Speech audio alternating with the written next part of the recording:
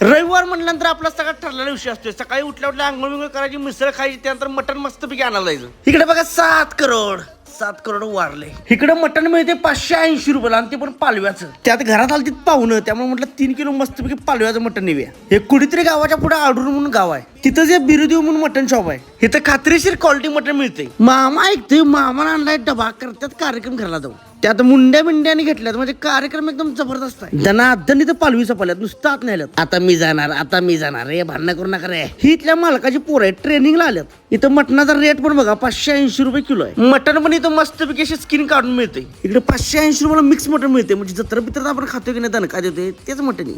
290 आजी ऐकते 290 रुपयाचं मटण घेतल्या पाडत्या बुक्का. आपलं पण मटण तोडून तयार झाले. आता हे मटण घेतले आणि मटण जागा चरबी पण घेतल्या. चरबीशिवाय रस्ता जबऱ्या होत नाही. आणि मालक रायबाग गावात बकरी आणते, तो एकदम ती क्वालिटी असते. आणि बकासूरला आठवड्यात मटण लागते, त्यामुळे क्वालिटी मटण कुठे मिळते ते तुम्हाला सांगितलंय.